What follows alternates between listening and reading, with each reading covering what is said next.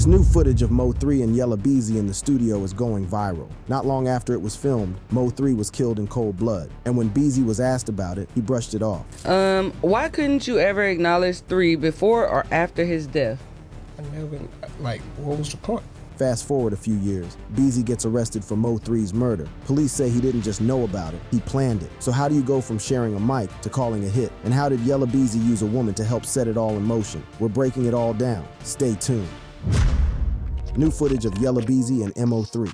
A video just resurfaced, and it's throwing gasoline on a fire that's been burning for years. Posted by College Kid on X, the footage shows Yella Beezy and Mo3 in the studio, laughing, vibing, making music, no tension. Just 2 Dallas rappers sharing a moment. But the timing is what has everyone talking. This footage dropped just days after Yella Beezy, real name Marquise Conway, was arrested on March 20th, 2025 and charged with capital murder. Police say he hired Q-On White to kill Mo3, real name Melvin Noble. Now people are looking at that studio footage like it's the calm before the storm, like it caught the moment right before the betrayal. Prosecutors say Beezy didn't just want Mo3 gone, he orchestrated it. They claim he brought in Q-On White to carry out the hit. If that's true, this wasn't street drama gone too far. It was a calculated setup that ended in blood. It all came to a head on November 11, 2020. Mo3 was driving down Interstate 35 in Dallas when a man walked up to his car. Witnesses described him as a big black male. Mo3 tried to run, bolted down the freeway, but the man chased him and opened fire. Multiple shots rang out. Mo3 was hit. He was rushed to the hospital but didn't survive. Less than a month later, on December 10th, police arrested 21-year-old Q and Dontrell White. A year after that, they brought in Devin Maurice Brown. Neither has stood trial yet, but even before the arrests, the streets of Dallas were already buzzing with one name, Yella Beezy. One red flag was a lawsuit filed by Mo3's manager, Brandon Rainwater. He said Beezy and his crew attacked him at a Dallas strip club. He ended up with a dislocated hip.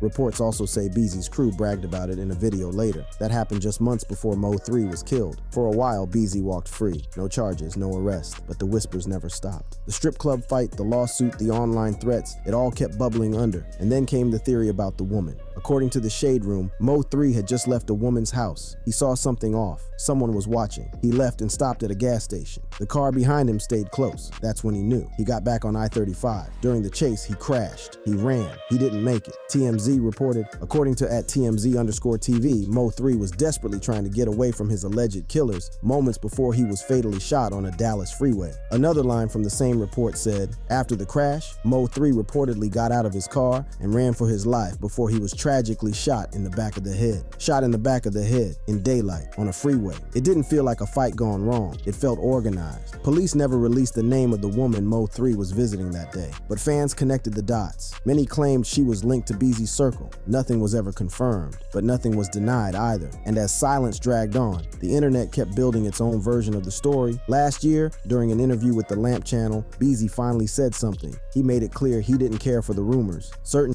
needs to be addressed, certain don't, he said. Stop attaching me to all that, because it ain't got nothing to do with me. He looked calm, like he'd rehearsed that line a few times. Yella Beezy is now in the Dallas County Jail with a $2 million bond. WFAA TV released footage showing him being taken into custody. His hands were cuffed behind his back. Several officers walked beside him. He kept looking around but said nothing. People reached out to his team in the Dallas Police Department. No one replied. The Dallas County District Attorney's Office said, "We do not comment on pending cases." With Beezy locked up and the footage out, the talk naturally circled back to the real question. How did all of this even start? The beef between Mo3 and Yella Beezy didn't start with one moment. Both rappers were rising fast in Dallas during the late 2010s. Both claimed Oak Cliff, and in Dallas that claim means everything. Things shifted fast when Roy Lee stepped in. He was a Dallas comedian close to Mo3 and known for speaking his mind. In 2017, Roy Lee publicly called out Beezy's claim to Oak Cliff. That wasn't taken lightly. Roy Lee made it clear he sided with Mo3, and that move instantly raised the stakes. On September 25th, 2018, Roy Lee was shot in a North Dallas shopping center parking lot. He stayed alive for weeks, but died on October 13th due to a blood clot caused by the injury. The very next day, October 14, Yella Beezy was shot 8 times in a drive-by. He survived, but to many, it looked like retaliation. One hit followed by another. The beef had crossed into something deadly. deadly. Mo3 answered the violence with music. In 2019, he released diss tracks that didn't leave anything to the imagination. On the 219, dropped on Roy Lee's birthday, he directly accused Beezy of being involved in Roy Lee's death. He even suggested there was a bounty on Beezy's head. He wasn't dancing around it. He wanted everyone to know where he stood. One tweet summed it up like this: the Mo3 and Yella Beezy feud turned deadly after Beezy ducked a fade from Mo3's friend Roy Lee. Lee was later killed, which set off a chain of incidents in the city. That should have been a wake-up call, but it wasn't. Even fans on Reddit started piecing it together.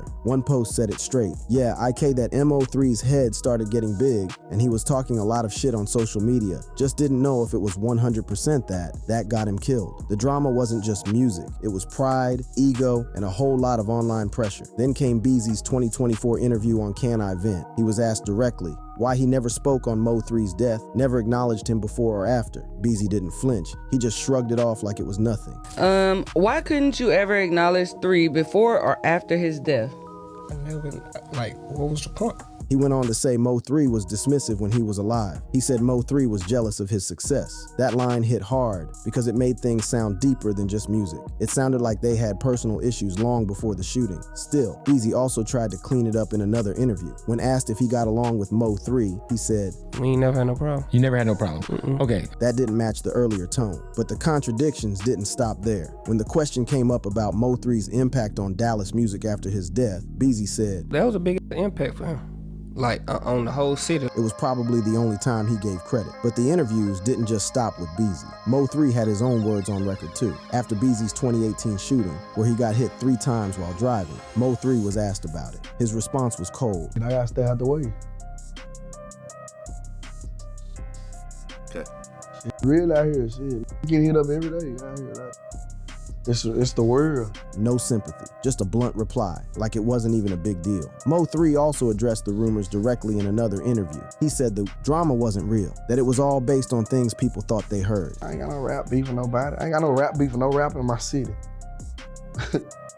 No rap beef. And they was just, all that was just something that they heard, you know, shit. You know, they not in the streets, so, you know, their job is to report like the news, so, you know, they just going off what they heard, you know, so like, nah, I just cleared it up on my interview when I went up there and talked to them, like, nah, ain't no rap beef, ain't no problem, man. But that didn't line up with the music, or the interviews, or the lawsuits. The tension was there, the shots were real, and the words on both sides never really stopped. The interviews and contradictions kept stacking up, but the internet wasn't waiting around for court dates or press statements. As soon as news of Yella Beezy's arrest dropped, Twitter lit up. One tweet said, Yella Beezy just dumb ASF, had every opportunity to turn his life around and still pick dumb thought he got away with it, and 5 years later, they got his ass. Another one didn't hold back either. Yella Beezy is the definition of friend killer.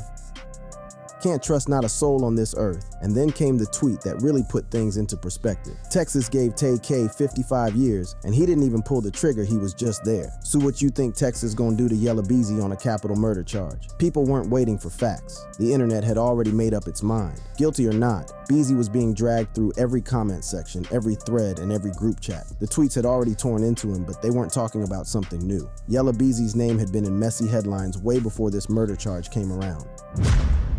Legal issues of Yella Beezy.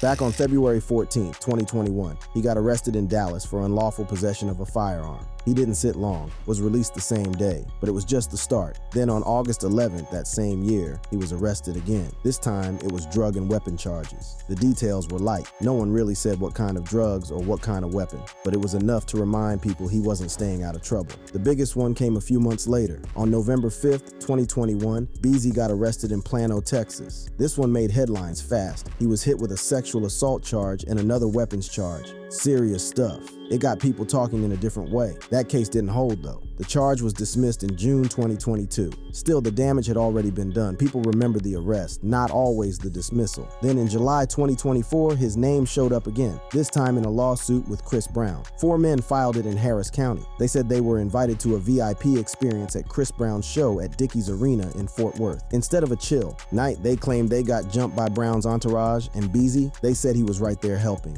Beezy's lawyer shut it down fast. Told the Shade Room Yella Beezy was not involved in any incident. did not have any contact with the plaintiffs and does not understand why he is named party in the lawsuit or the temporary restraining order that was clearly filed before all facts were obtained and verified. Even with the denial, the pattern was hard to ignore. Guns, assaults, arrests, now capital murder. Each case made it harder for people to believe Beezy was just in the wrong place at the wrong time. The legal drama might have taken over the headlines, but to understand how Yella Beezy ended up here, you've got to rewind the story. Long before the courtrooms and lawsuits, he was just Marquise Conway, a kid from Dallas with a rough start. Conway grew up in Oak Cliff. When he was 12, everything changed. His father was murdered at their home on Mother's Day. That kind of trauma doesn't just pass, it shapes everything. He spent most of his childhood playing football and basketball, chasing dreams like any other kid. At one point, he wanted to go pro, but life had other plans. As a teenager, Conway joined the Crips. He started selling drugs to help support his family. It wasn't some movie plot, it was survival. He went to Lancaster High School and graduated, but music was already pulling him in another direction. He started writing lyrics at 13, inspired by artists like Beezy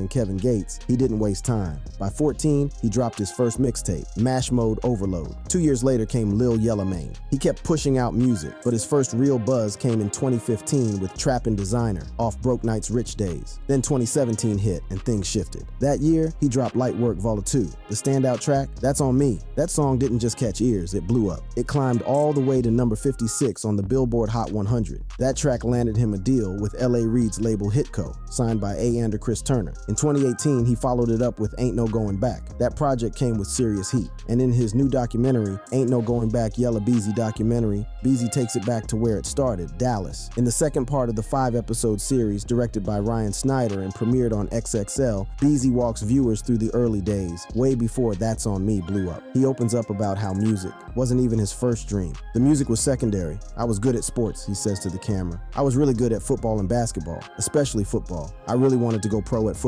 But things didn't go that way. At 13, Beezy picked up the mic and started recording music. It didn't happen overnight. But as far as actually getting my first big shot at it, it wasn't until I was 26, and I have been grinding since I was 13, he says. That's 13 years of non-stop hustle. Even though he was putting out mixtapes, radio stations in Dallas weren't biting. The buzz wasn't catching. It got to him. He felt stuck, but his mom didn't let him quit. I think Beezy got frustrated because it wasn't going as fast as he wanted to do, his mom tells the camera. And I used to always tell him, don't give up, you got this, keep going. Then came Trappin' Designer in 2015. That track didn't need a big label or radio cosign. The streets picked it, and when Dallas picks a song, they run with it. In Dallas, it's Fashion City, Beezy explains. The girls want the who are dressing fly. Feel like if he ain't wearing this or if he ain't wearing that, he ain't got no money. It's like a big fashion show. He wasn't just talking about flashy fits. He was painting a picture of Dallas life. They're really hustling out of lofts and condos and big houses, he continues. Every day you step out, you gotta be looking presentable. Ain't no basketball shorts, none of that. To be coming out in designer just to go to the store. It's the first song that took off and we were really just living what we were talking about. Even local DJ Chaotic from 97.9 The Beat admitted that he never played any of Yella Beezy's music until a friend hit me about the buzz. I got on the horn to call Yella Beezy. Yo, I've been slipping, but I'm not slipping no more. Whatever you need, I got Chuck. From that day forth, I saw Yella everywhere I went. Beezy knew what that song meant to his come up. I'ma put it like this. If I was from Atlanta, Trappin' Designer would have been a That's On Me of that time period, he says. Me being in another market, it would have blew me bigger than what I was coming from Dallas. The documentary also brings in Beezy's family, his mom, manager, and grandma. It's not just about his rise, it's about the people who saw it from day one. That same year, he hit another milestone, opening for Jay-Z and Beyonce during the On the Run 2 tour in Dallas and Houston. That's not a small stage, that's the big leagues. Then came Back in Beezy in 2019. This was his first mixtape under the Hitco label. It brought more charting singles like Back at It Again with Quavo and Gucci Mane and Restroom Occupied featuring Chris Brown. His name was everywhere. He was showing up on big features and even appeared on Ruby Rose's single Hit Yo Dance with NLE Choppa. While Yella Beezy was riding the wave of chart hits and big features, MO3 was building his own legacy, just from a different path. He wasn't chasing radio fame the same way. His music came from pain, from street stories, and from everything he'd seen growing up in North Dallas. Life of MO3. Melvin Abdul Noble Jr., known to everyone as Mo3, was born on May 31st, 1992 in McKinney, Texas. He later moved to North Dallas, where he was raised and shaped by the city's struggles. His career started to take form in 2014 with his debut mixtape Shottas. That same year, he dropped Hold Your Tongue, a remix of a track by Texas rap legend Mr. Lucci. That move got him attention across the Dallas scene. people started paying attention. In 2016, Mo3 doubled down with Shatta's Reloaded. That project had several songs that hit hard and caught the ear of Boozy Badass. Boozy saw something in him, raw talent with real stories, and wanted to sign him. That was the beginning of a strong connection between the two. By 2019, Mo3 had leveled up. He released Everybody with Boozy, a track that would become his best-known collaboration, not just because of the names on it, but because it captured everything that made him stand out. Pain, melody, and grit all in one. He wasn't trying to sound polished. He was just being real. In 2020, Mo3 dropped Badass Mo3, a joint album with Boozy. It reached number 136 on the Billboard 200. That might not sound like much to some, but for an independent artist with no industry push, that was major. Even after his death, the music kept going. His posthumous album, Shotta's For Eva, dropped in April 2021 and hit number 36 on the Billboard 200. The single Outside became a fan favorite. It debuted at number 16 on the Bubbling Under Hot 100 and eventually reached number 92 on the Billboard Hot 100. The song hit differently because of what happened. Mo3's name wasn't just known in Dallas because of his numbers. It was because of his voice. Not just how he rapped, but what he said, he didn't care about. Just making catchy tracks. He wanted you to feel something.